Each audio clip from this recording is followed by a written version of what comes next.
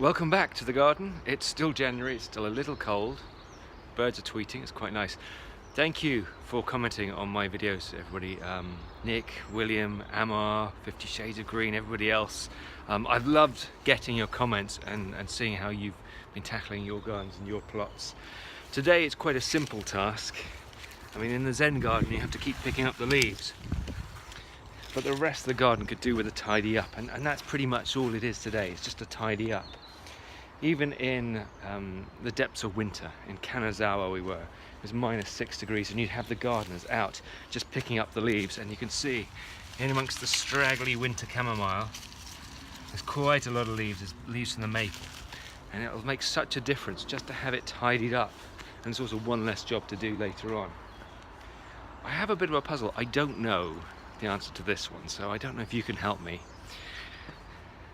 In Japan, they're fastidious about cleaning and tidying up all the leaves and brushing up the debris, but I've never seen a compost heap and I've never seen it mulched. So where does it go? So that's a question for you, fellow YouTubers. If you know the answer, stick it in the comments and let me know. The side garden, I am leaving the leaves here because it's a natural habitat, as natural as I can get it. In fact, that's probably where I'm going to dump my leaves. So I've left trimmings, I've left sticks and things for the insects to go and play with. The top pond where I haven't got any fish, I've just let that go. Just to see how much maintenance is involved in that. There's nothing living in that, except in summer you get dragonfly larvae and things like that. The pond with the fish in, I've got 2 fish in here. This is a solar aerator just to keep them alive. I think I will go and clean that out at some point. But everything else is just looking great. Look at this. Green and the browns. I've left the astilbes, the brown little tufts here. Very pretty ornamental. We've got a mixture of deciduous and evergreen ferns going down here. So some die back and leave spaces, which I'm not sure whether to just replace everything with evergreens. But I quite like that difference in the seasons, which is very Japanese in itself. The wasabi has died back into small little leaves here, but it's getting eaten by something. But underneath we've got the stems. And I saw those on sale in the market, so a stem about that size will cost you between £5 and £10 equivalent. So I'm not going to make my money off wasabi. But it's good. Everything is, things are alive, so it's worth getting out in the garden, especially in winter, if only for a winter clean. Everyone talks about spring cleans, but winter is a perfect time to do it. I'm going to grab my bucket. This is the messiest bit of the garden, and there's the leaves from previous cleanings, and make a start.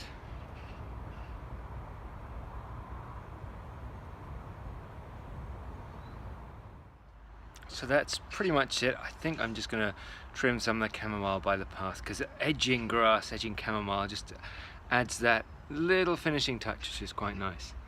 One good thing about going around and clearing up leaves and tidying up at winter time is that you get to see what's beneath. So it's very encouraging to see moss growing. Obviously in most Western gardens you don't really want moss, you want to get rid of it, but at least there's a couple of types down here, which is great to see. It would be great if all the chamomile goes and it's just a moss garden. That would be fantastic. Now, when it comes to cleaning and tidying up, there are 2 things I remember about Japanese gardens. One is, don't be too fastidious.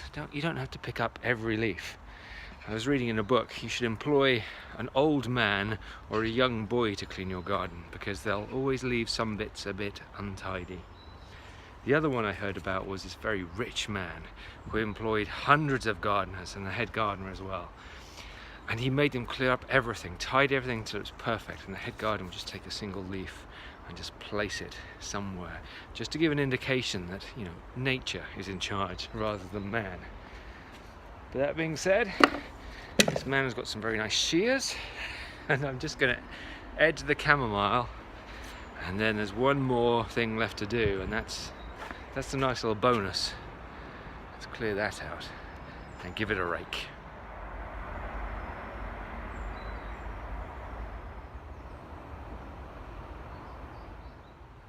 finishing touches done, the gravel is raked. This one less perfect, but you know, that's okay. With the Zen garden you can just rub the gravel out and start again. It doesn't have to be an exact science.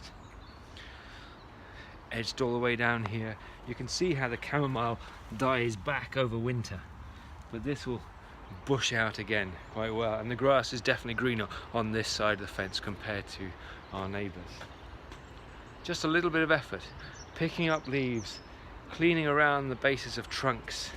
So the magnolia here, I've just cleaned away there. Don't be afraid to have exposed soil and have room to breathe around the trees and the bushes. It makes all the difference, and it's looking good. It's a winter garden, but it's interesting, and there's things to look at, and there's evergreens, and there's bare spaces, there's some climbers and no climbers, and the sun is trying to come out. It's very satisfying. It's going to be just as satisfying sitting in the kitchen looking out there when it's going to rain and snow next week, because it is getting colder. Well, thank you for joining me. You know, cleaning can be fun, tidying up is fun, it's very satisfying. So if you've got some time this weekend, just get out, give it a spruce up. I'll save you some time later and give you some nice results.